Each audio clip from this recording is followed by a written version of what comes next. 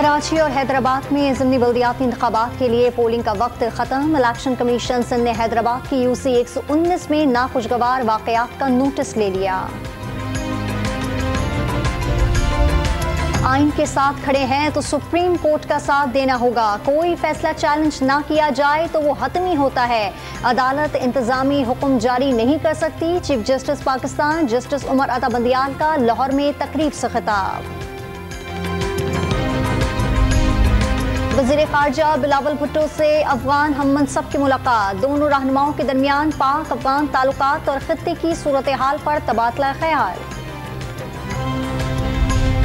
मुकदमे की सुनवाई नहीं हो रही। मरदमशुमारी के मामले को बैन अक़वामी सतह पर ले जाएंगे। अगर गिनती कहीं बढ़ रही है तो वो सिर्फ लाड़काना की बढ़ रही है। MQM रहनुमा फारूक सत्तार का हैदराबाद में खिताब।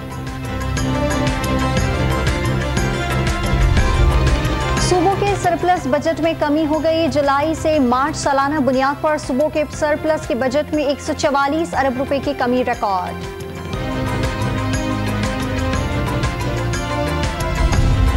लाहौर और करीबी इलाकों में बारिश के बाद मौसम खुशगवार। इस्लामाबाद, खैबर पख्तूनख्वा और कश्मीर समेत मुल्क के मुख्तलिफ हिस्सों में बारिश और ज़ालाबारी का इम्कान।